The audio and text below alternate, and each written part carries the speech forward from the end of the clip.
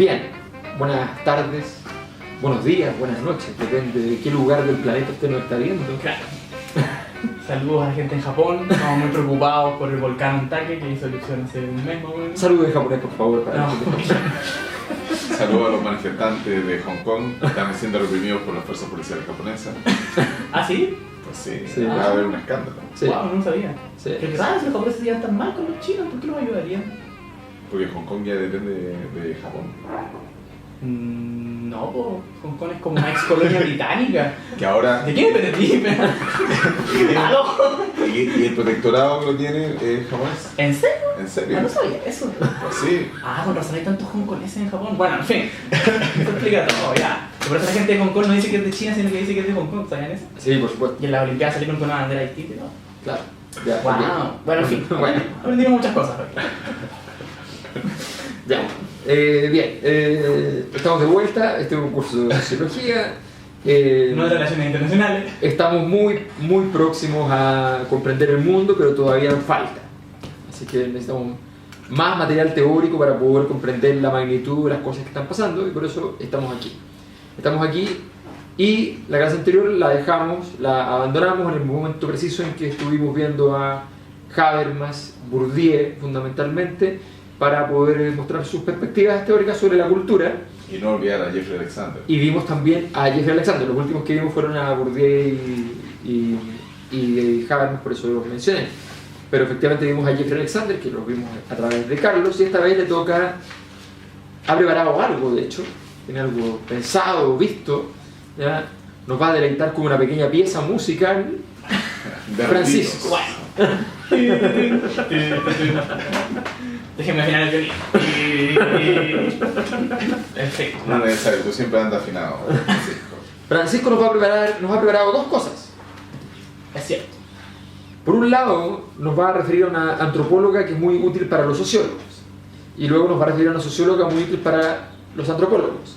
Sí, aunque no les cae muy bien, pero... Pero es útil. Entonces vamos a ir con Mary Douglas y Margaret Atwood. Exactamente. Por favor, es todo suyo.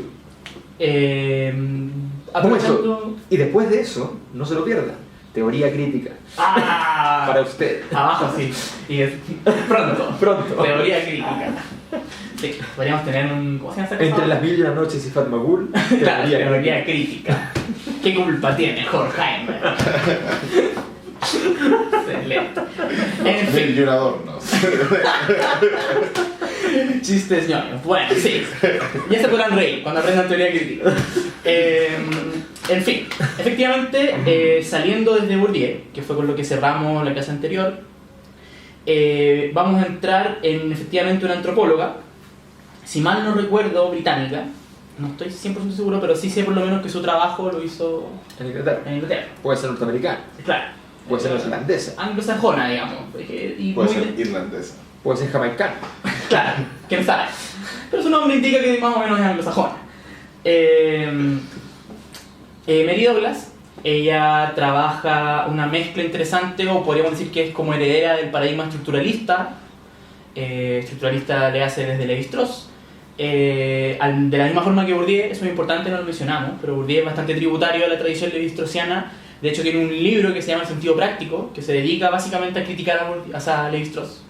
Y a seguirlo al mismo tiempo. Claro, o sea, claro, él se desenmarca, los levi-straussianos argumentan que en realidad no, y la gente que no le cae muy bien Lévi-Strauss argumenta que sí, en fin. Pero claro, efectivamente son tributarios de la tradición estructuralista.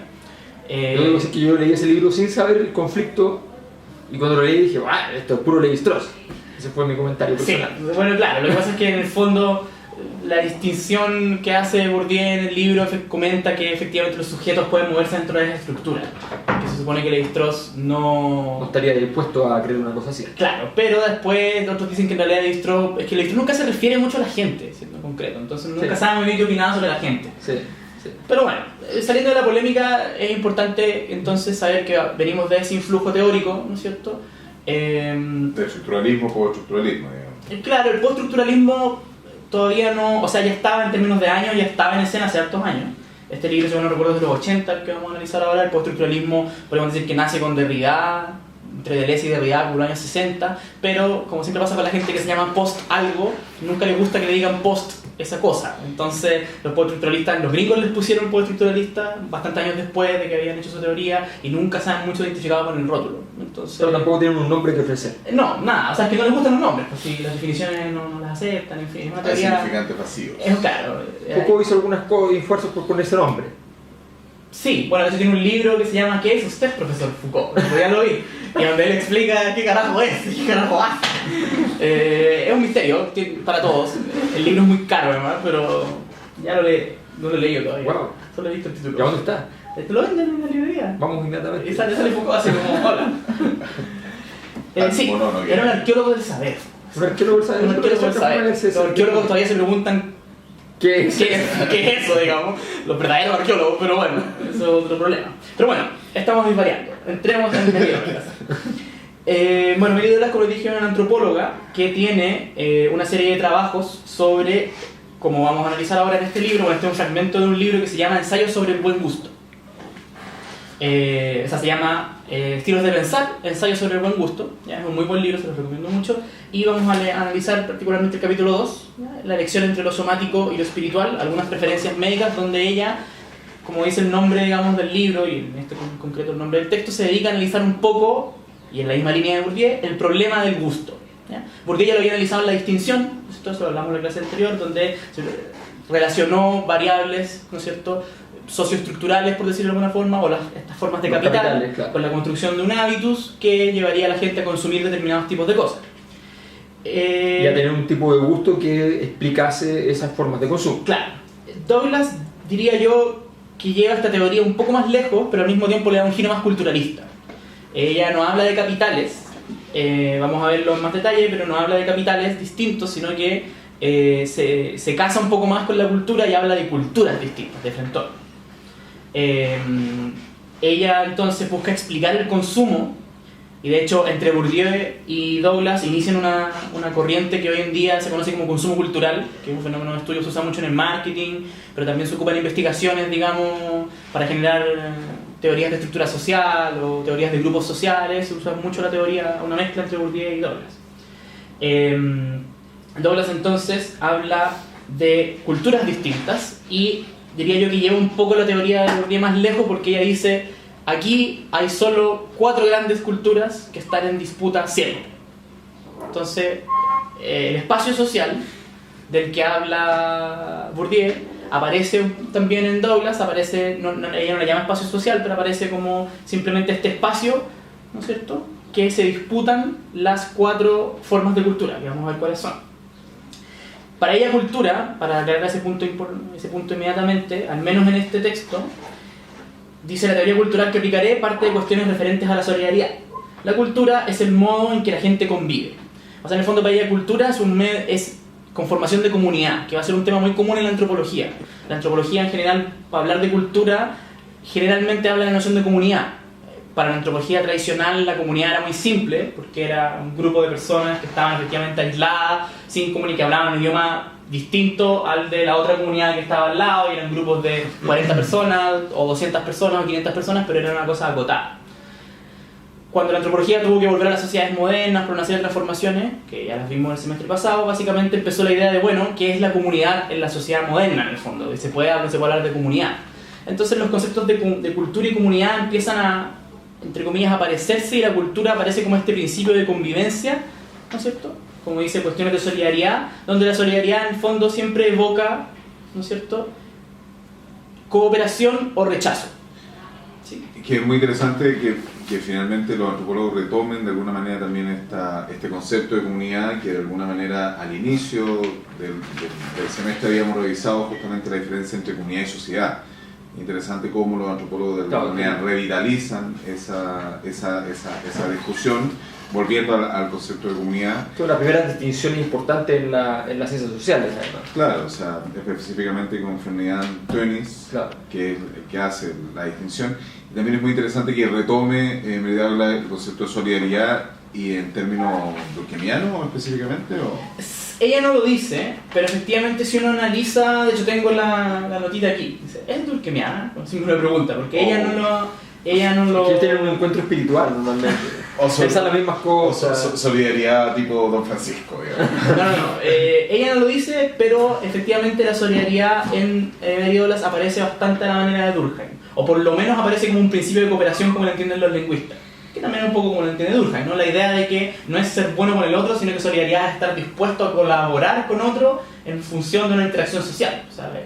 Que en la lingüística se replica esa idea que para conversar con una persona necesariamente tiene que haber intercambio. Claro, o sea, la otra persona tiene que estar dispuesta a cooperar contigo en una situación comunicativa.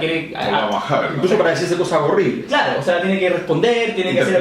Claro, exactamente. Entonces, claro, aparece más o menos como en esa lógica. No una lógica valórica, sino una lógica de aparición del nexo social, en el cual la persona efectivamente, aunque sea para cosas malas, tiene que estar dispuesta a poner de su parte a algo común. Claro. Voy a aceptar esta interacción. Los japoneses son expertos en no hacer eso. Tienen una idea increíble. Hay mucho ruido afuera. Sí, para alguien hay una revolución. y puse caritas porque parece que alguien se cayó. Varias veces seguidas. Como que fue... La solidaridad, dice Douglas, siempre necesita explicarse.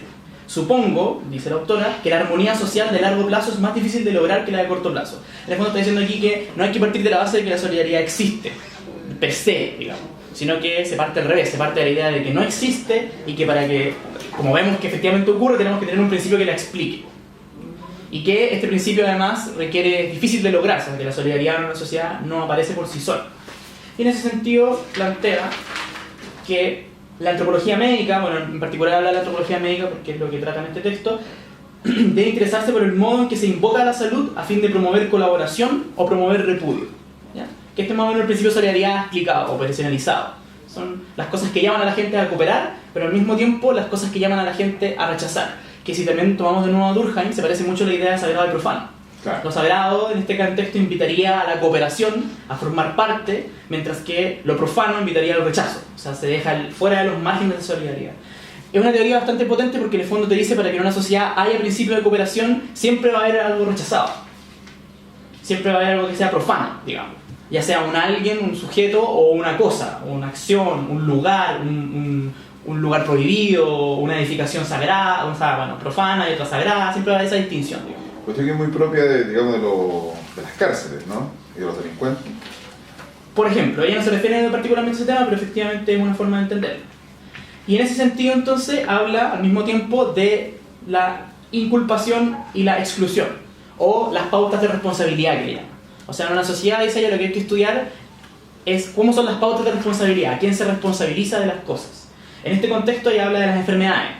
¿A quién se responsabiliza de la enfermedad? Y ahí cita el caso, ¿no es cierto? Ustedes saben, la mayoría de la medicina tradicional responsabiliza a las enfermedades ya sea a un espíritu maligno o a un hechicero, a un tercero, digamos, que me quiere hacer mal mediante la invocación de alguna energía maligna, ¿no? Mientras que la sociedad moderna, ¿no es cierto?, está el sistema de salud institucionalizado y generalmente las pautas de responsabilidad recaen en los médicos. O farmacéuticos. O farmacéuticos, claro. Ahora, ¿por qué hablamos de todo esto?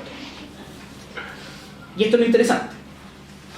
En este marco, que ella argumenta de que siempre se tiene que estudiar cómo se convoca cooperación y cómo se convoca el rechazo, es que aparece la teoría de las tendencias culturales. Entonces son, primero ella parte con dos principios, que son los que ya...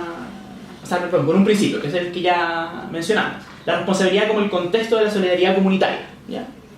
Y agrega un segundo principio, que es el principio de oposición. Si una cultura pretende mantener su diferencia, debe definirse en oposición a las demás culturas.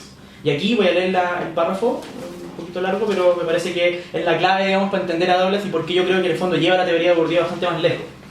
Dice, la idea es que en todos sus comportamientos, las personas están continuamente intentando crear una forma ideal de vida comunitaria y tratando de persuadirse recíprocamente para hacerla realidad. Por minúscula que sea la participación de lo que se haga o diga, cada aspecto de la forma de vivir y cada elección se pone a prueba en la lucha por hacer realidad un ideal cultural. En esta perspectiva, cada tipo cultural está en conflicto con los demás y no puede marcarse una línea divisoria entre la conducta simbólica y el resto. Voy a leer eso de nuevo porque es muy potente. No puede marcarse una línea divisoria entre la conducta simbólica y el resto. Todo es simbólico y todo forma parte del compromiso. El mismo análisis que se aplica a la elección entre religiones puede aplicarse a la elección entre alimentos y métodos médicos. En el fondo, el principio que argumenta Douglas es que nosotros constantemente estamos haciendo elecciones. Cuando escogemos nuestro credo, cuando escogemos nuestro sistema médico por lo que nos vamos a atender, cuando escogemos la ropa que compramos, las cosas que consumimos, ¿cierto? Efectivamente, escogemos entre tipos culturales. Cuando ella habla de elección, de todas formas, es importante entenderlo, no habla necesariamente de elección pasional, porque efectivamente, por ejemplo, muchas personas nacen en un hogar con un determinado credo religioso y generalmente lo que les queda escoger es si rechazarlo o aceptarlo, digamos. No es que escojan un credo o no es que escojan un sistema médico, se enferman y van al hospital, ¿no? Se refiere a la elección como comunidad, en la lógica de que si nosotros tomamos una elección distinta a nuestra comunidad, a nuestra cultura en la que vivimos, la cultura va a ejercer presión sobre nosotros y nos va a llamar la atención en el fondo. Muy adulto. Exactamente. Entonces, ella elabora un mapa cultural, que lo pueden ver en el texto, que no se va a ver, pero elabora un mapita cultural que se caracteriza por 4 culturas, 4 tipos culturales. Uno se basa en la comunidad jerárquica, y que por ello defiende la formalidad y la compartimentación. El segundo se basa en la igualdad dentro de un grupo, y por ello está a favor de la espontaneidad y la negociación libre y decididamente en contra de otras formas de vida. El tercer tipo es el de la cultura competitiva del individualismo. Y el cuarto es la cultura del individuo aislado, que prefiere evitar los controles opresivos de las demás formas de vida social. ¿No es cierto? Entonces, está el individualismo activo, el enclave disidente, que es el igualitario generalmente, la jerarquía conservadora y el aislamiento en un remanso. O sea, el enclave de aislamiento, que son los que efectivamente se deciden salir, ¿no es cierto?, para no efectivamente recibir presiones de los otros sistemas. La teoría de la cultura pone el acento en la capacidad que tienen los individuos de constituir la comunidad. Partimos de la idea de que todos los individuos están interesados de manera vital en el tipo de sociedad en la que viven. Y esto también es muy importante porque en el fondo desmitifica esta idea, podríamos decirlo citando la gran frase de un deportista nacional, ¿no? El no estoy ni ahí. Bueno, el no estoy ni ahí no es una forma de asociedad, es una forma efectivamente de reivindicar una comunidad, que en este caso sería el aislamiento, ¿no? Es un tipo cultural, o sea, incluso el que no manifiesta tendencia, con esa no manifestación de tendencia manifiesta una tendencia. Y adscribe a un tipo cultural. Es importante señalar que la persona no puede pertenecer simultáneamente a dos culturas por mucho tiempo. La contradicción terminará siendo excesivamente difícil de soportar, salvo que los contextos de ambas estén separados por completo. El hogar separado de la oficina, el tiempo libre separado del hogar, por ejemplo.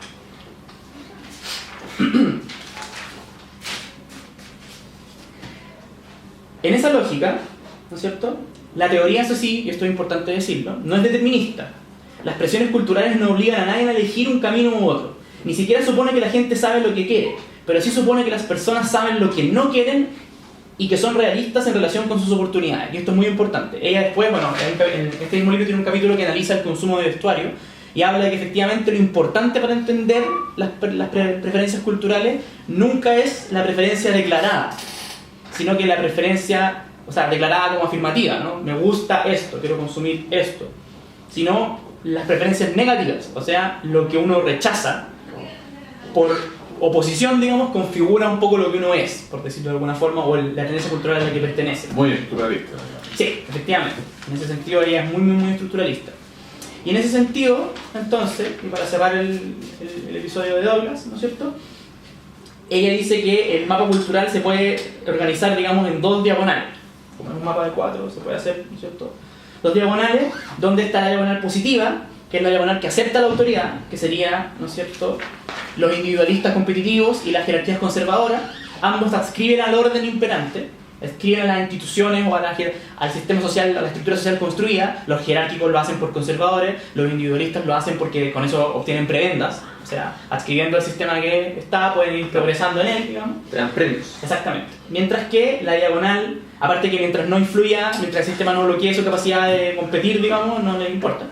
Mientras que está la diagonal negativa, ¿no es cierto?, que niega la autoridad, ya sea la niega mediante el individualismo, que es el retraimiento personal, ¿no es cierto?, no me importa, yo vivo mi vida, o retraimiento o disenso colectivo basado en principios, o sea, las organizaciones, ¿no? También aquí se caracterizan las organizaciones religiosas, los grupos, toda forma de, ¿no es cierto?, forma de vida comunitaria.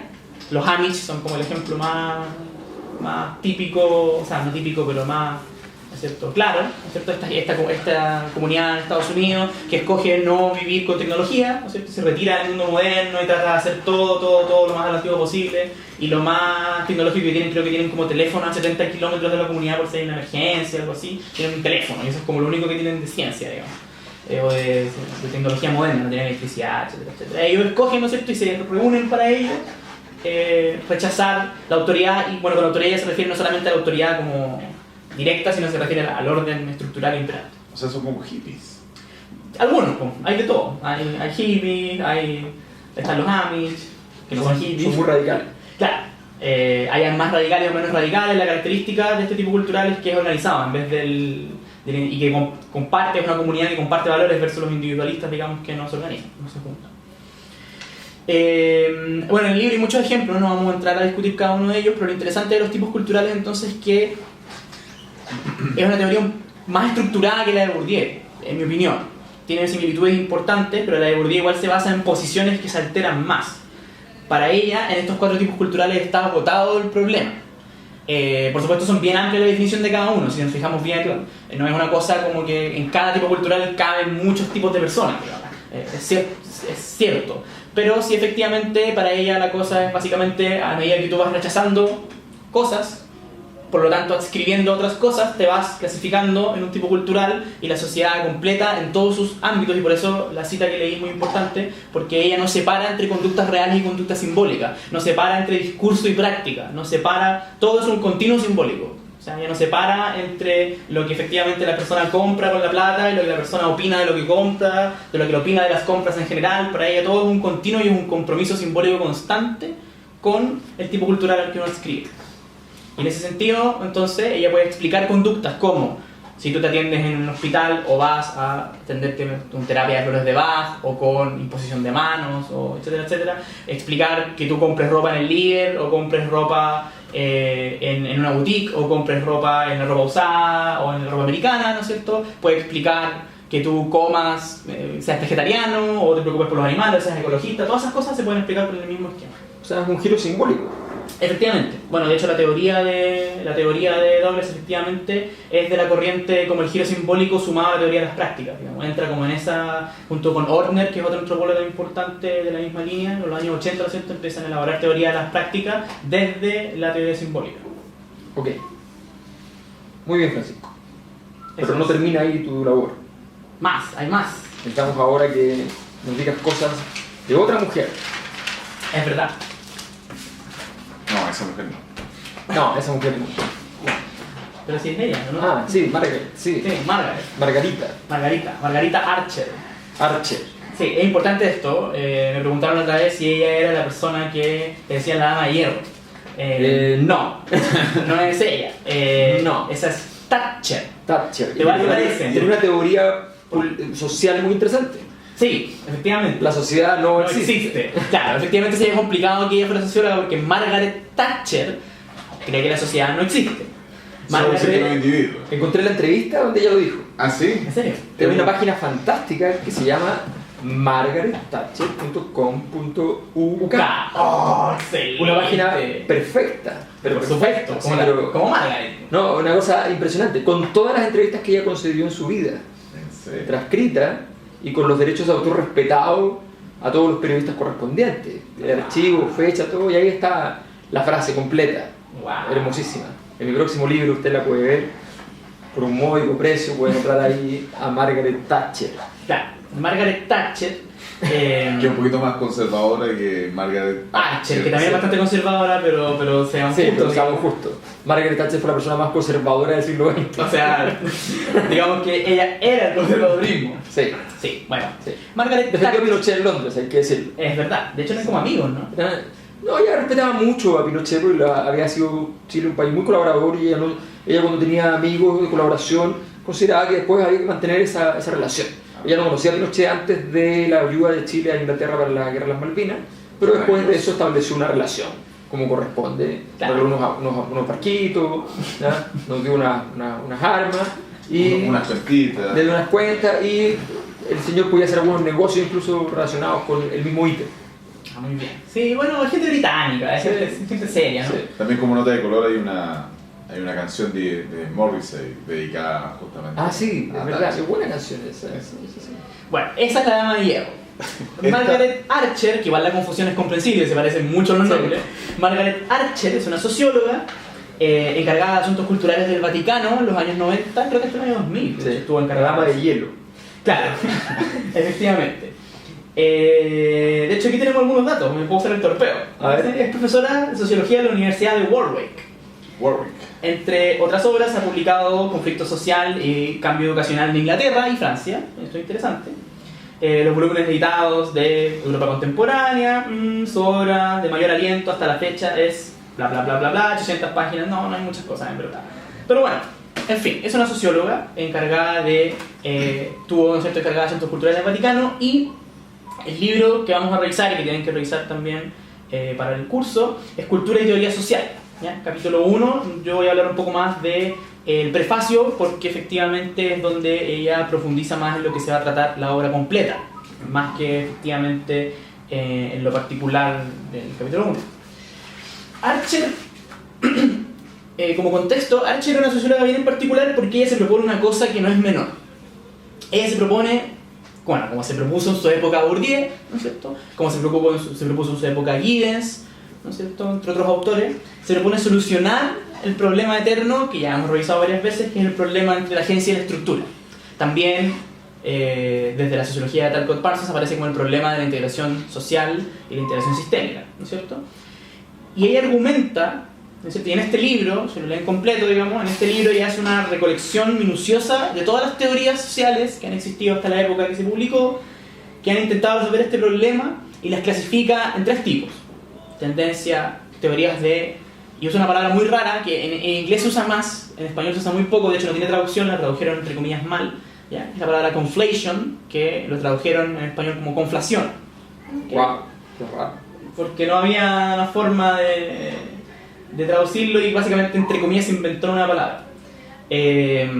La conflación es como la, para explicarlo en términos muy simples porque es una palabra bien rara, pero es básicamente la reunión de 2 cosas.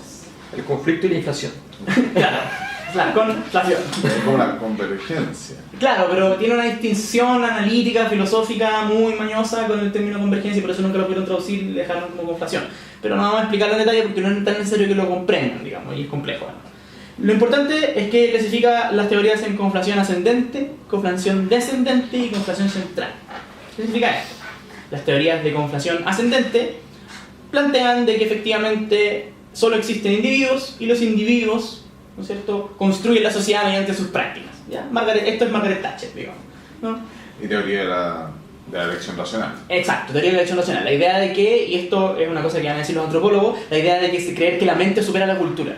O sea, que con la mente, con la razón, nosotros podemos efectivamente elevarnos sobre las estructuras culturales, mirarlas desde arriba y decir, ay, mira, me parece entretenido, esto me sirve, esto no, esto me permite maximizar, esto no me permite maximizar, ¿cierto? Y entrar en el lugar que nosotros queramos la estructura porque somos seres espectaculares, digamos.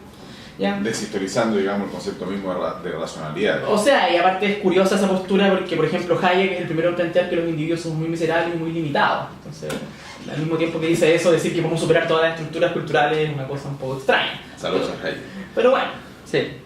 Pero... Bueno, o sea, es lógicamente posible, lo que pasa es que es devastador. Claro, Sí. efectivamente. Pero El sí, miserable trascendente. claro, por un lado. Y las teorías de conflación descendente argumentan de que existe una estructura y esa estructura baja y se encarna en nosotros, digamos, y toma cuerpo y nosotros simplemente padecemos la estructura. Le hace Durkheim, le hace Lévi-Strauss, por ejemplo. Y la teoría de sistemas, por ejemplo. Por ejemplo.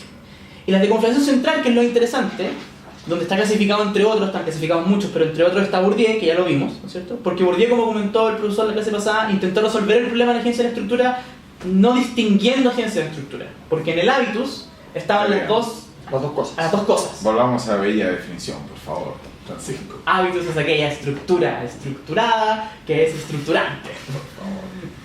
Acaba de nacer un gatito. En francés suena mucho mejor en todo caso, pero bueno.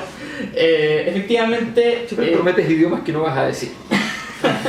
Efectivamente, él trata de solucionar el problema, dice Archer, indistinguiendo. Y por eso ella le llama de conflación central. La crítica en el fondo que le hace es que dice es un error no distinguir. Es un error pensar que son la misma cosa porque no pueden ser la misma cosa. Son analíticamente y en términos teóricos, prácticos, metodológicos y analíticos, dice, son distintas. Y como son distintas, no pueden, ¿no es cierto?, combinarse. O sea, la conflación central no es ninguna conflación, en realidad. Claro, no tiene rendimiento analítico. Un eso. poco más, Un poco más chacha. un poco más chacha y Pero fue anterior. Claro, fue anterior. De hecho fue como la primera. Sí. La primera teoría. Él inauguró el área de trabajo de resolvamos las antítesis de los grandes teóricos y hagamos la labor generacional. Y bienvenido a la socialdemocracia. Exacto. Pues se unió con Tony Blair, que ¡Aló! Sí, socialdemocracia. Sí, bueno, es importante decir que Giddens es el autor de la tercera vía. la tercera vía. Efectivamente. Y ahora estamos como en la quinta ya, pero bueno. La quinta columna. Claro. La tercera vía, la quinta columna. Todos los caminos llegan al Señor. En fin. Podemos rellenar, no hay problema. No, si tengo la cita, o sea, es que... Dice, la fusión de los dos niveles de análisis, ¿ya? O sea, la Comprensión estructura... ascendente, comprensión descendente. Claro, o en este caso las dos partes se refieren a la estructura y la Estructura de agencia. La fusión de los dos niveles de análisis siempre se produce en una dirección particular y solo hay tres direcciones lógicas posibles, las que ya comenté. Nos saltamos entonces esa parte y dice, en un caso, las propiedades culturales simplemente son formadas y transformadas por algún grupo dominante libre de trabas o puestas a merced de caprichosas renegociaciones por una agencia irrestricta. En el fondo, un grupo de poder va y cambia la cultura así, Tiene todo el poder Y para- incluso, bueno, y incluso podríamos meter a este caballero. Ya, ¿Repetimos estamos. eso, Ya, no? sí, lo repito de nuevo, ¿cierto? Sí. Ya. En un caso, las propiedades culturales simplemente son formadas y transformadas por algún grupo dominante, libre de trabas, o puestas a merced de caprichosas renegociaciones por una agencia irrestricta. En el Tiene otro, capacidad ilimitada de producir realidad. claro, en algunos casos las teorías son del poder, o sea, un grupo de poder conduce, ¿no es cierto?, la producción de, digamos, de estructuras culturales. En otros, es más, digamos, bacanada la agencia y un individuo negocia con la estructura constantemente y le dice, no, me gusta esto otro, trae esto, Que sería metamos acá. la teoría de la elección nacional. Claro, que sería la teoría de la elección racional, que es donde ya efectivamente la cultura pasa a ser una especie de cosa así, donde el individuo... Ahora, la teoría de la elección racional moderna no es tan así, pero igual tiene algo de eso. En el otro, algún código cultural o sistema central de valores impone su coreografía a la vida cultural y los agentes se reducen a portadores de sus propiedades, ya sea a través de la socialización excesiva o la mistificación. ¿Qué significa esta parte? La socialización excesiva es cuando se pone demasiado énfasis en los procesos de socialización, digamos, o sea, En la producción de los sujetos. exacto, educación, disciplinamiento, ¿no es cierto?, reglas, leyes. La mistificación, que desde esta parte vamos a saltar a la antropología, que es el capítulo que vamos a leer, digamos, el capítulo que efectivamente vamos a trabajar más en profundidad. La mistificación, ella dice que es el error de considerar que la cultura es una especie de todo unificado que no es susceptible de análisis, entendiendo el análisis como división en partes, digamos. Aquí esta es la razón por la que los antropólogos les cae un poco mal arche, porque ella abre con una crítica devastadora a la antropología tradicional, le hace antropología, digamos, hasta más o menos los años 80, o pre-giro lingüístico, que es como el 68 más o menos la antropología. Hace una crítica a la antropología tradicional. El giro lingüístico en la antropología. Claro, sí. Cuando con Gertz, ¿no es cierto? El antropólogo como autor y aparecen los diarios de Malinowski y la antropología se empieza a ir más o menos al carajo, digamos. Porque como, ¡ah, no! Y en fin, y aparecen los postmodernos, y arruinan todo como hacen siempre los postmodernos. Un saludo a los postmodernos. Un saludo a los postmodernos. Me arruinaron mi carrera, maldita sea. Ya, como bueno. Nuestro grupo es antipostmoderno, hay que decir. Sí, es real. Nuestra área de investigación, de hecho, también trabaja no solo en investigación, sino que también trabaja en acción directa contra los postmodernos. Le robamos los papers para que puedan publicar. Acción directa y radical. Y las quemamos. Claro. Y lo llamamos terrorismo. Y lo disciplinamos. ¿Qué estaba hablando? Ah, sí, mistificación. Entonces ella dice, el problema fue que los antropólogos creyeron que la cultura no era susceptible de análisis, sino que era algo que se percibía. Era algo que se sentía en el cuerpo. Era algo así como una especie de, ¿no es cierto?, fantasma. Una mistificación excesiva, una elevación excesiva a un plano de abstracción tan alto que, ¿no es cierto?, llegaba a un punto en que ya no era posible, digamos... No era posible entenderla como un fenómeno que yo podía traer, desarmar, ver, ¿no es cierto?, voltear, Sino que se sacarle sentía. partes. Se sentía. Claro. Se sentía. O sea, que el único... He visto la totalidad hoy, dice el antropólogo mistificador. Claro. Solo dentro de la fenomenología se puede entender eso, ¿no? Así es. Y por último menciona la famosa confesión central, ¿no es cierto?, que ya mencioné, dice, esto es lo que muestra la posibilidad restante. Bueno, dice, sin embargo, los errores asociados a la fusión no dependen del epifenomenalismo.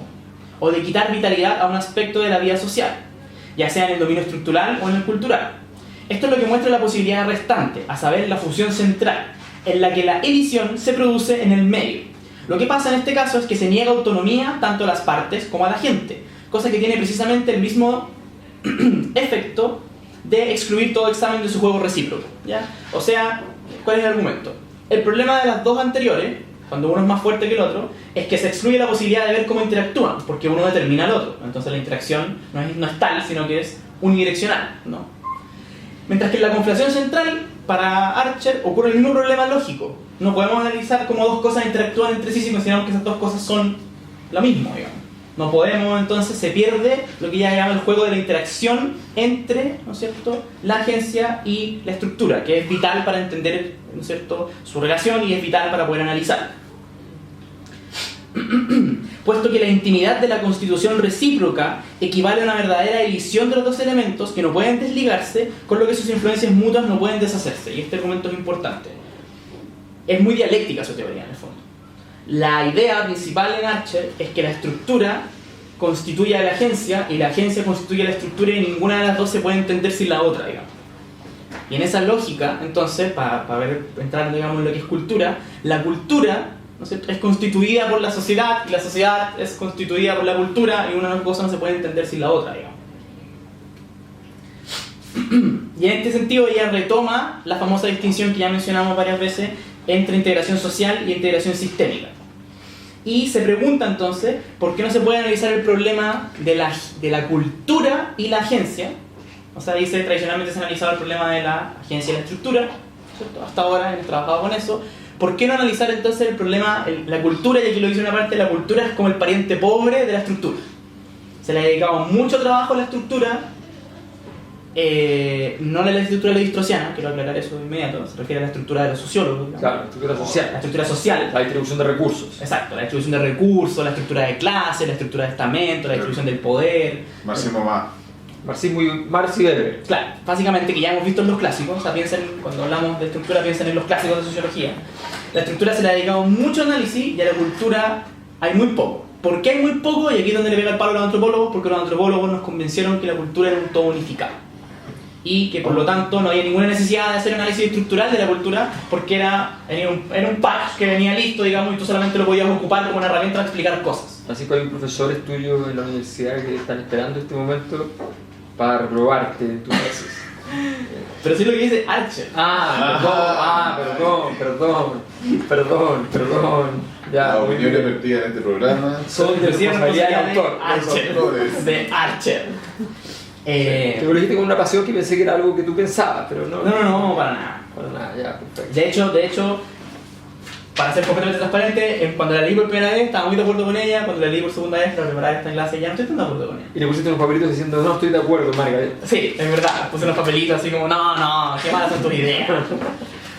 En fin, de hecho su crítica a Levi-Strauss es bastante mala, hay que decirlo, es una crítica a Levi-Strauss también. No es muy buena, digamos. Bueno, aquí dice, desde todo punto de vista, cultura es el pariente pobre de la estructura.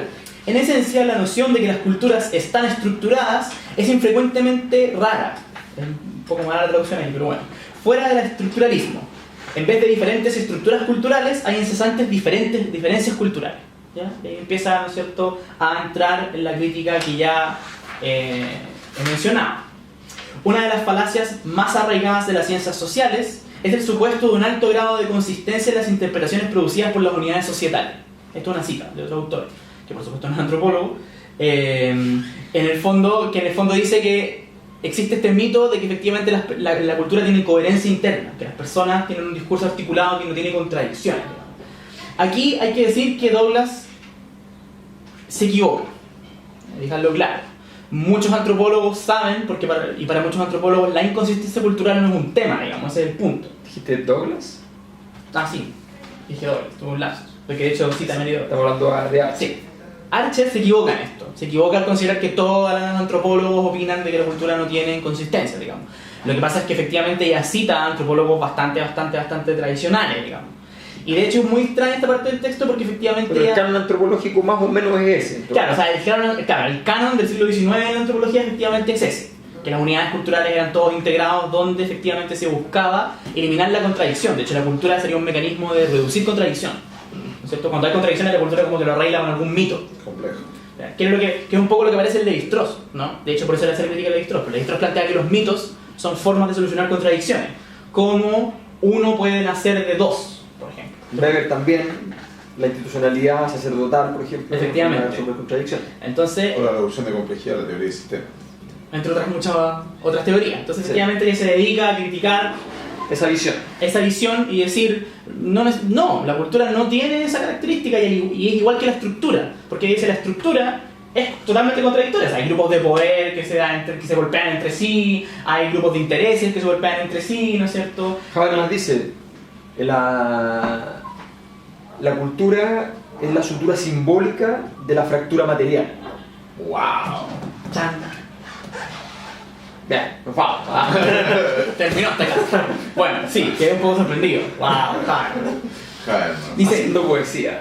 Dice que los mismos teóricos que discutían agriamente acerca del alcance de la integración estructural, complementariedad, contradicción institucional, pudieran estar de acuerdo simultáneamente en materia de integración cultural, no hizo más que apuntar esta metodología. Entonces ella dice, si queremos estudiar el problema de la estructura, perdón, de la cultura, necesitamos considerar que es parecida a la estructura. Y la estructura no es integrada, no es coherente, tiene muchos conflictos.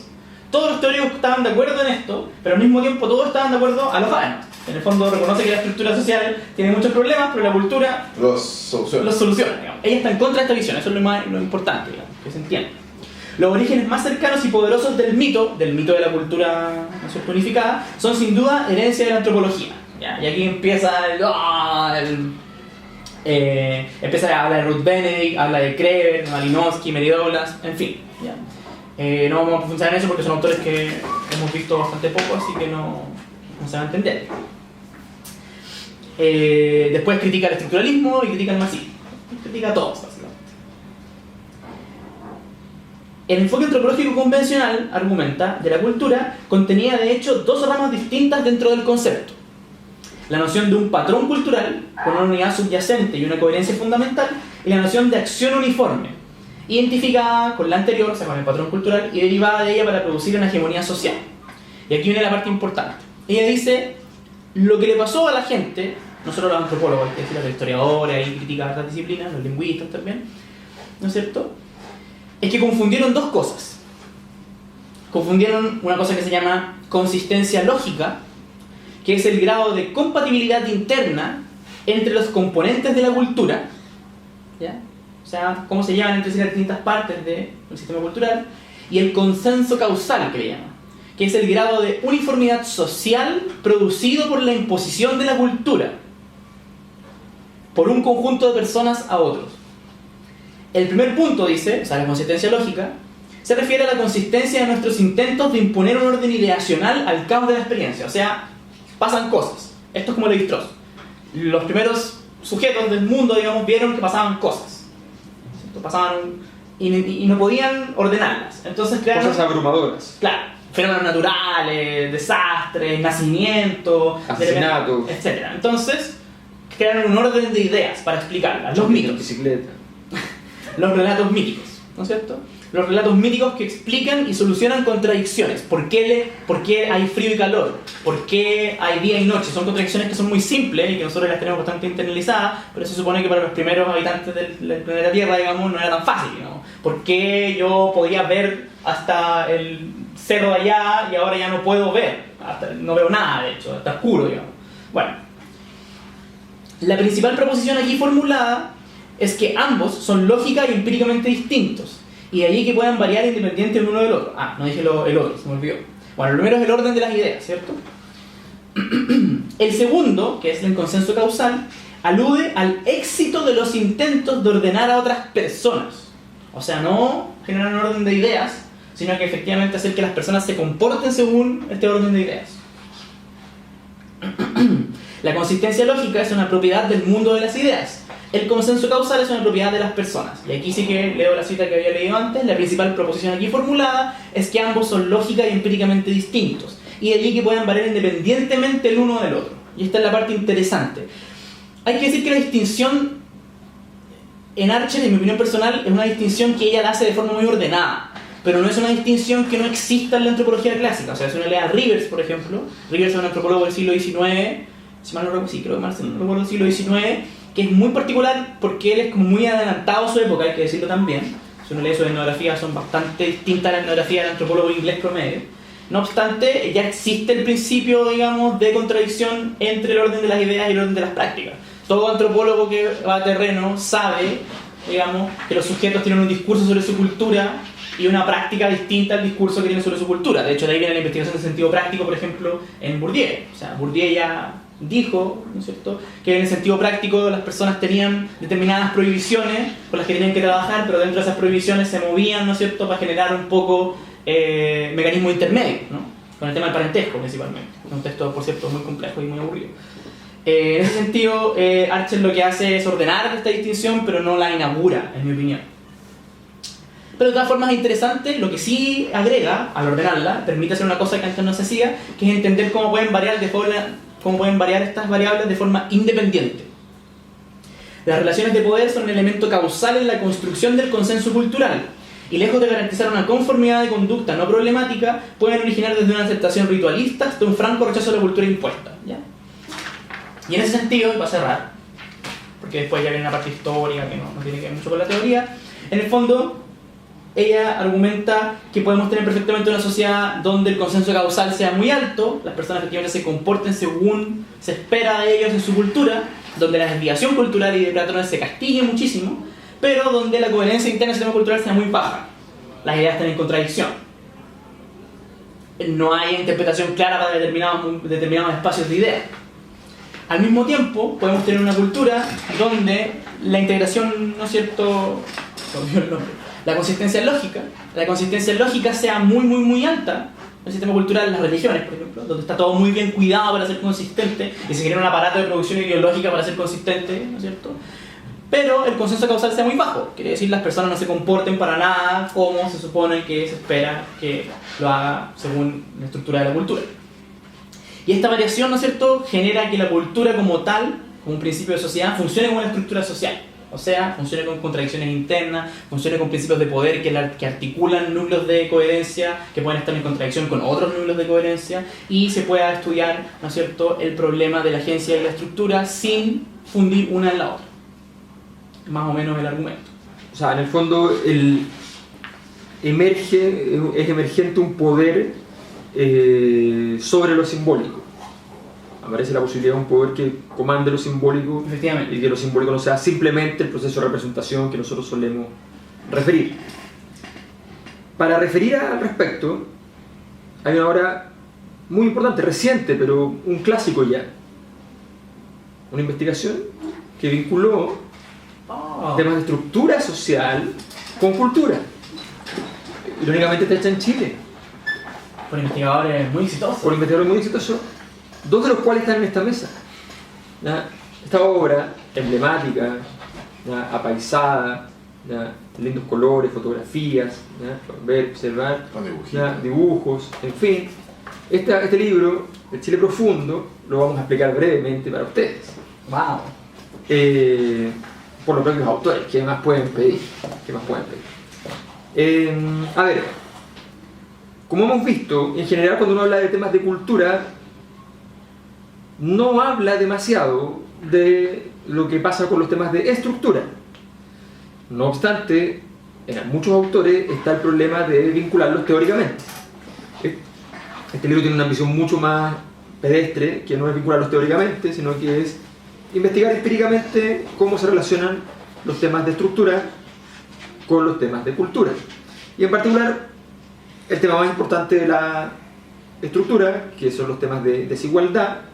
La desigualdad es más importante de la estructura porque es la distribución dispar de los recursos y por tanto en general produce muchas tensiones en los sistemas, en las estructuras sociales. Y entonces entender cómo esos temas de desigualdad, que normalmente debieran ser fuentes de conflicto importantes, no siempre lo son. Y mucha gente que es víctima de la desigualdad va y dice, legitima esa desigualdad. O al menos acepta, tal vez no de buena gana, pero al menos considera pertinente, válido la existencia de determinados discursos a favor de la desigualdad. A nosotros nos interesó, a partir de una investigación que estábamos realizando desde el año 2009 y que la terminamos como investigación el año 2012 y como libro el año 2013, a nosotros nos interesó particularmente entender la presencia de esa problemática en Chile y cómo la cultura chilena ha procesado entonces los temas de desigualdad. Chile ha sido históricamente un país desigual, no significa que siempre haya sido igual de desigual, también hay que aclararlo. Chile desde los años 80, del año 84 en particular en adelante, ha sido mucho más desigual de lo que era antes. Hay una gráfica. Hay una gráfica, vamos a mostrarla. Pero aún así, Bueno, saber que Carlos se sabe de memoria todos los gráficos del libro. es verdad, aquí está la gráfica. El coeficiente de Gini, Gran Santiago. Entonces, este coeficiente mide la desigualdad, los puntos más altos son los de mayor desigualdad, los más bajos son de menor desigualdad, y ustedes se fijan, en los años 60 los niveles de desigualdad son bastante más bajos que cuando se llega al primer gran salto del año 74. Después de... Que se dispara. Y de ahí para adelante sigue subiendo, de hecho hasta el año 85, que llega a un punto peak que nos sitúa primero, segundo, tercero del mundo, digamos, y después baja, pero no baja tanto como para llegar a los años 60, no, que se mantiene, se estabiliza. Ahora, Chile siempre ha tenido distintas fuentes de cultura de la desigualdad. Nosotros le encontramos fundamentalmente que habían dos grandes fuentes, una, la más histórica, la llamamos el Chile profundo, a esa cultura de la desigualdad basal en Chile. Esa cultura de la desigualdad es la cultura fundamentalmente del mundo agrícola, del latifundio, de la arquitectura política, que significaba la oligarquía chilena, el patrón de fondo que controla y que ofrece lo que nosotros llamamos un pacto cultural. Yo a usted no le nombro aquella cosa que le duele, o sea, no le nombro el dinero, y usted no protesta por la desigualdad. Usted anula porque yo le he ocultado y no estoy humillándolo, mostrándole mi riqueza. Y ahí vienen estas políticas de austeridad de la élite chilena, al menos de austeridad social, estas políticas de evitar hablar de dinero. Ustedes pueden ir en Chile es un país donde uno puede ir a una entrevista de trabajo y saber cuánto se gana, el otro, ninguno de los dos habla de dinero, digamos. Es un tema tabú dentro de la mesa. En circunstancias que es un tema tabú en las mesas. Lo curioso en la entrevista de trabajo es que es el tema más importante y sin embargo no se menciona. En las mesas, en las conversaciones tampoco se habla de dinero, la gente nunca dice, ustedes están en Estados Unidos comiendo en una cena, lo más probable es que, y nadie los conoce, a la quinta frase el tipo que está dice, ¿y tú qué haces? Tal cosa. ¿Y cuánto gana alguien que hace lo que haces tú en el año? No tanto. De hecho, si uno ve estos programas como Bingo, siempre la gente se presenta y parte de su carta de presentación es cuántos dólares gana al año. Claro, exacto. Una cosa que dice así, no, yo hago $45,000 al año, por ejemplo. Claro. Que para Bingo es muy poco, por cierto. Sí. Wow, siempre es poco. Claro, y eso en Chile es inaceptable, o sea, ¿cómo le preguntaste por dinero y qué sé yo? No, y de hecho, cuando se hace, genera censura, digamos. Censura, sí. Y la gente dice, mal educado. De hecho, hay dicho, no se cuenta el dinero delante de los pobres, qué sé yo. Hay otra cultura que encontramos, que es la cultura del emprendimiento. La cultura del emprendimiento es la cultura que deriva de lo que conocemos como la economía de mercado, que se traduce históricamente como muy reciente en una nueva cultura que es la cultura individualista, que señala que cada uno debe luchar por llegar a sus grandes objetivos, a sus proyectos de vida, y que cada uno debe individualmente buscar sus mejores oportunidades para mejorar su posición en la sociedad. La sociedad aparece como algo no muy pesado, no algo que te constriñe demasiado, y sí como un lugar en el cual uno está ubicado en una posición, pero puede a través de esfuerzo, a través de actitud fundamentalmente, o sea, básicamente por presentarse adecuadamente ante el mundo, ¿ya? Por la perseverancia y por el trabajo, pero no por el trabajo así en el sentido antiguo, en el sentido de que voy a trabajar, no el trabajo real, tengo un jefe y me esfuerzo mucho, sino que en el trabajo por el emprendimiento, por ser cada vez más libre, más flexible, más fluido, menos vinculado a las jefaturas tradicionales, menos vinculado a las grandes empresas, sino que yo mismo hago mi propio camino que no tiene techo, no tiene límite, que me permitirá, como dice un entrevistado que ganaba 200.000 pesos de ingreso hogar, decía, bueno, yo soy un empresario, yo soy un emprendedor, yo tengo el mismo estilo que Piñera, no tenemos la misma cantidad de plata, pero tenemos el mismo estilo. O sea, No es todo. hay una cosa de actitud también. Hay una cosa de actitud. Si sacas tu celular de palo y llamas a tu secretaria, digamos. Puedes vender un seguro más fácilmente. Claro. Impresionante, porque claro, que finalmente muchos de los entrevistados justificaban la desigualdad con la posibilidad de que existiera una movilidad social, o sea, que finalmente Si se mueve, está bien. está bien, Claro. y entonces Y el que no se mueve, entonces es flojo. es flojo y hay una condena abierta y directa con respecto a los pobres, o sea, porque hay casos hay ejemplos, en la entrevista se hacía referencia específica al caso de una señora que vendía pancito y que finalmente había logrado que sin quesito. Vendía pancito y había logrado educar a sus 2 hijas y que finalmente esa excepción a la regla finalmente se transforma en regla. O sea, eso Claro, eso revela que cualquiera podría llegar entonces a estudiar, las 2 hijas habían estudiado medicina en la Católica. No es menor. Entonces, eso revela que cualquier persona podría, con mucho esfuerzo y dedicación y qué sé yo, que sus hijos llegaran a estudiar, que es un argumento que se suele dar, por ejemplo, respecto a los temas de reformas educacionales. Se dice, bueno, pero si hay gente que ha logrado superarse, ¿por qué el resto no puede? ¿Ah? Claro, y el caso más patente también es, por ejemplo, el de los futbolistas. O sea, si existe un Alexis Sánchez, ¿por qué no todos podemos ser como Alexis Sánchez? Bueno, esos problemas pasó en el sur de España cuando fue el éxito mundial de los Gypsy Kings. En el sur de España toda la gente toca muy bien la guitarra y canta bastante bien el flamenco, así que no hay mucho problema. Y todos los niños decían, pero bueno, ahora podemos ser todos millonarios porque todos tocamos muy bien la guitarra y podemos hacer éxitos mundiales y ganar mucho dinero. Lo que no aconteció salvo con Gypsy King. Así que... Una excepción se transforma en regla. Así es. Bueno, nosotros, esta investigación intentó analizar, son más de 70 entrevistas hechas por todo Chile, casi todas las hizo Carlos, de hecho. Hechas por todo Chile. Porque se acuerda de todas las personas. No se acuerda de todas las personas, sí, se acuerda de Se todas las personas. compraron muchos quesitos para esa investigación.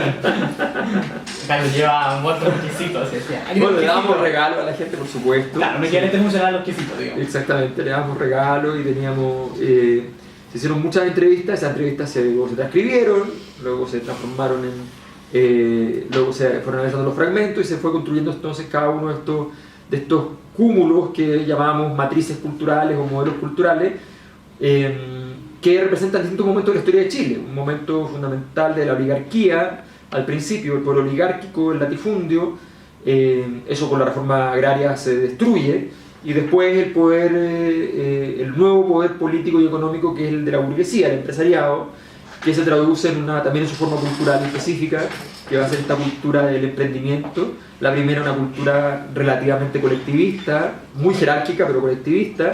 La segunda, una cultura muy individualista, también muy jerárquica pero individualista. Y en ambas, lo interesante, lo que señala el libro, en ambas, Chile expresa su cultura de la desigualdad. O sea, históricamente en Chile se suele justificar la desigualdad con bastante facilidad. No hay muchos textos que hubiésemos encontrado en las entrevistas que nos reflejasen una crítica lapidaria, radical y sin consideraciones a la desigualdad. La mayor parte dice, sí, a mí no me gusta la desigualdad, pero habrá que reconocer que es una problemática bien interesante. La sensación, les quiero contar brevemente que cuando partió la investigación, los primeros documentos que revisamos eran la primera pregunta la habíamos hecho para introducir la entrevista, y de casualidad se transformó en la pregunta más importante, ¿ya? Lo que revela nuestra incapacidad como investigadores en ese momento. Pero Siempre ya ha pasado tanto tiempo. Ha pasado mucho tiempo, hemos aprendido mucho y ahora sabemos hacer esa pregunta siempre. Claro. Para evitar problemas. Pero es una pregunta general, es como, háblenos de Chile. La gente empezó a descubrir sobre Chile y descubrimos que cada vez que la gente decía cosas buenas de Chile, refería a Chile. Omitía a las personas. Y cada vez que decía algo malo de Chile, hablaba de las personas.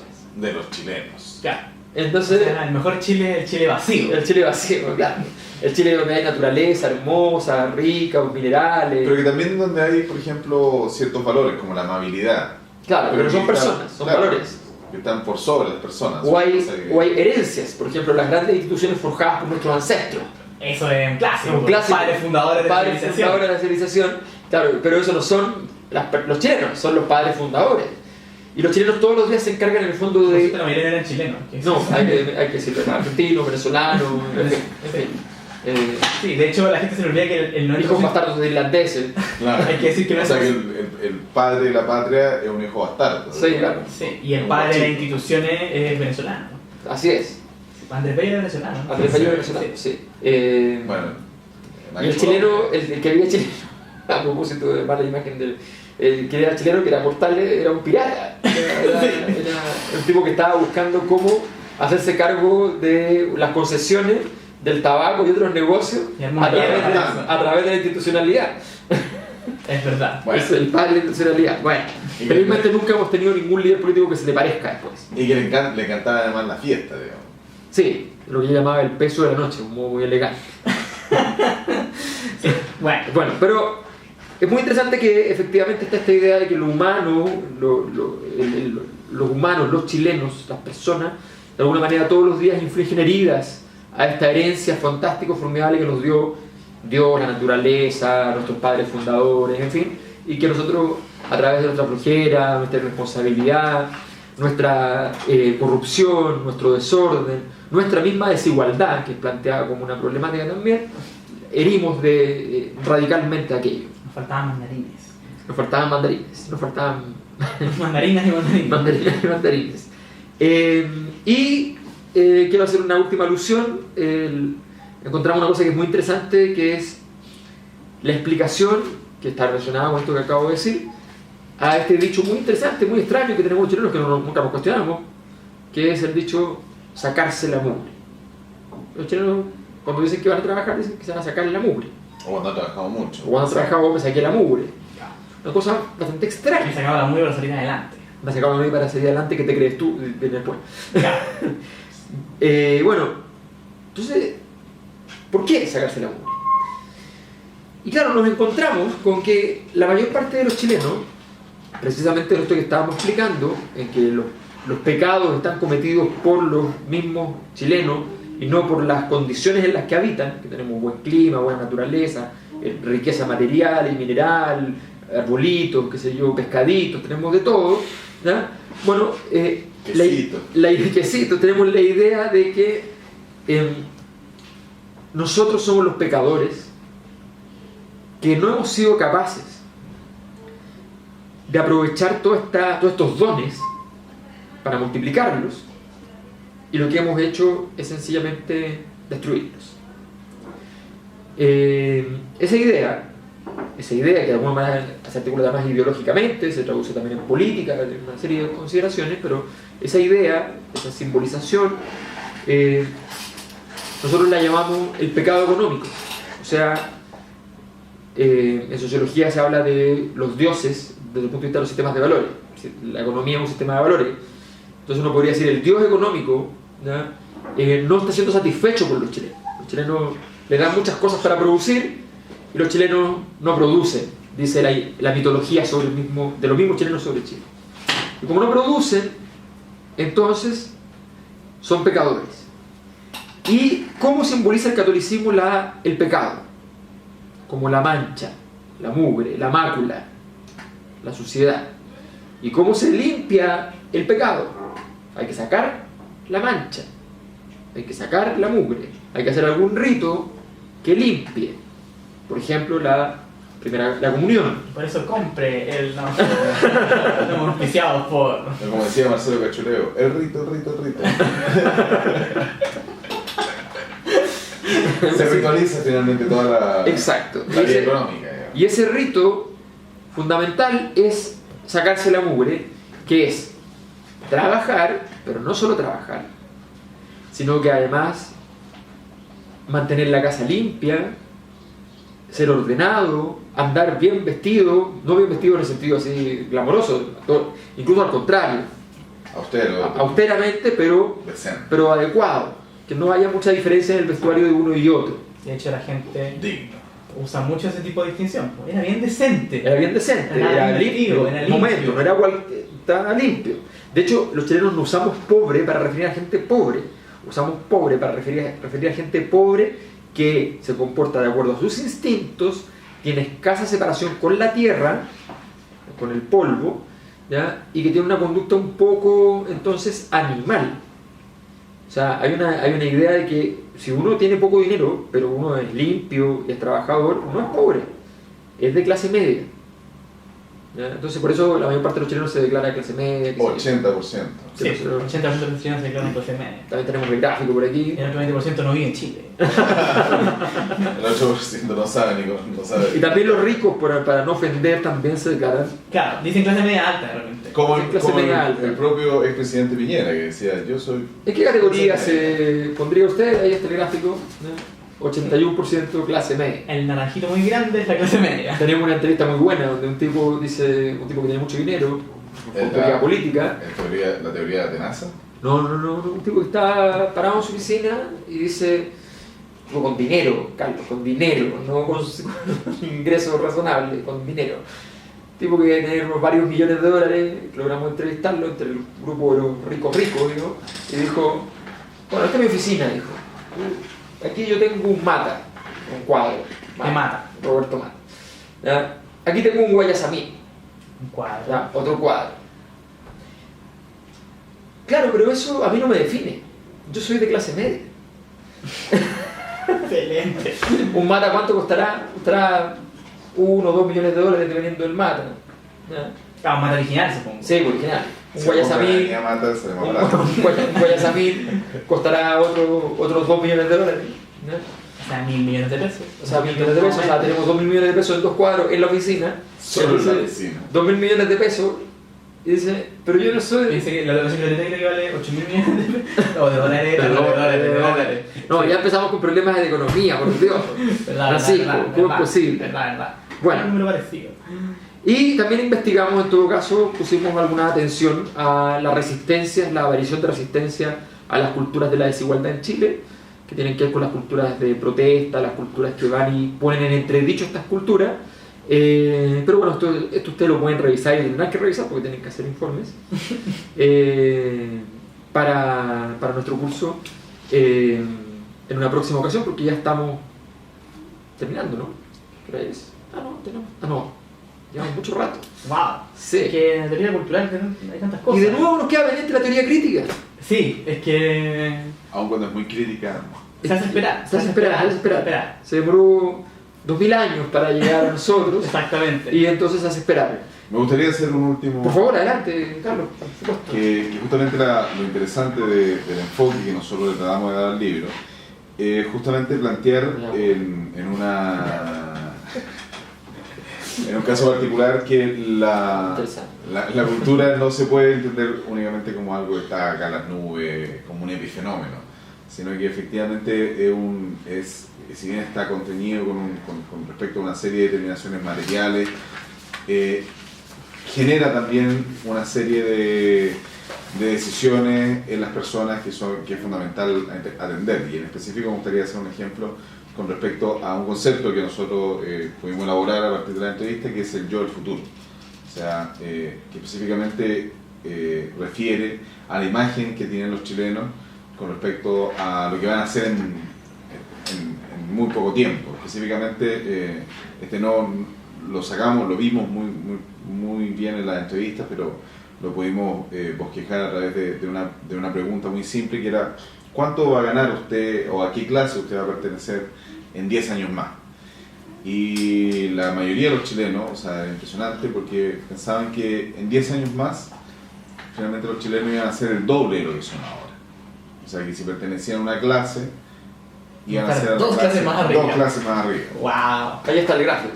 Iban a estar en la clase media, alta. Claro, solo le preguntamos cuál es la posición que ocupaban los padres, cuál es la posición que ellos ocupaban, digamos, al inicio de su vida laboral, cuál es el yo del presente, la posición social que tenían en la actualidad, y finalmente les preguntábamos en 10 años más ¿dónde están ubicados? Y si uno, claro, finalmente llevaba eso a números, la posición era el doble de lo que era en la actualidad.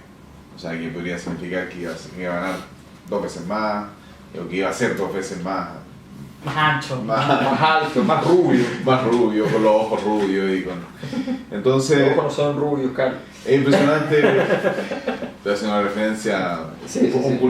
Mitológica. No, un cultismo popular. Un cultismo popular. A una canción de Rubén Blades. Un cultismo popular. Y Helena, Sí. una película, una canción preciosa.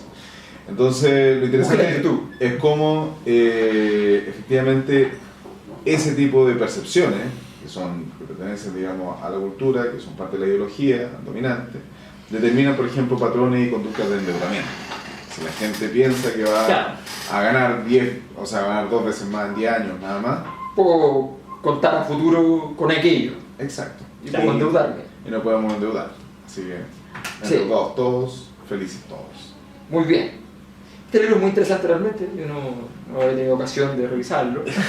Claro. Solo quiero agregar también un comentario hablando de este tema del futuro y el endeudamiento. Es solo un breve descargo. ¿Usted no está endeudado? No, Francisco? o sea, sí, pero con la universidad, digamos. Yo del futuro. La tasa crediticia bajó, si no lo han sabido. Las tasas bajaron, este es el titular, las tasas bajaron. Pero la gente no pide crédito. Entonces los economistas dicen, es que tiene que ver con que la gente tiene mucho miedo, tiene mucho sentido. Y después le preguntan, pero la tasa que cambió, ¿afecta a la gente común y corriente? Si yo voy a pedir un crédito al banco, ¿me afecta a mí? Y el tipo dice, bueno, no.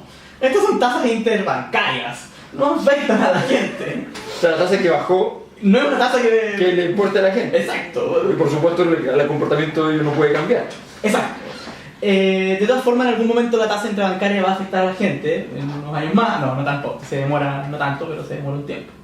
Claro. La cápsula económica con Francisco Crespo. Sí, quería decir eso porque hoy día en la mañana me llamó mucho la atención el razonamiento que opera en esas declaraciones. Que esas fueron declaraciones poco afortunadas, tuvo un lapsus en la persona que la entrevistaron, no lo sé. Pero... Sí, Los economistas suele darse ese tipo de cosas. Sí. Algunos. Sí. Algunos. Lo misterioso es que en todos los lapsus ganan los bancos. Es cierto. Bueno, con los bancos nos vamos. Los bancos, que según la aporta de la historia de la humanidad, han permitido muchas guerras, Financiaron la colonia. financiaron el colonialismo. En fin, para ellos esta clase, una dedicatoria especial en el Día del Banquero. Bien, nos vamos. Francisco, muchas gracias. Muchas gracias por su profuso resumen. Resumen, profuso, bueno, hay una pequeña contradicción. Carlos, muchas gracias por su presencia. Solo agregar que Medioblas es una gran autora, recomiendo mucho leer su libro. Está disponible a un precio módico y también está Y disponible. hay otro libro muy bueno de ella. Le mandamos saludos también a los derechos de autor. Pero yo tengo el libro, yo tengo los dos libros, de hecho. Nosotros las fotocopias de los estudiantes. No podemos pedir más. Ese es el mundo, está bien. Sí. Como Viva la dice fotocopia. el filósofo Alberto Plaza, no le pidan más de lo que puedan dar. Así es. Bien, nos vamos. Ha sido un placer, como siempre.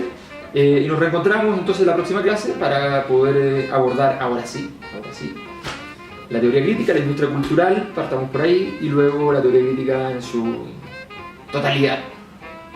La totalidad está muy bien ocupada. Es verdad. Es un tema. Es un tema. Bueno, esperando la totalidad, nos vemos. Hasta luego.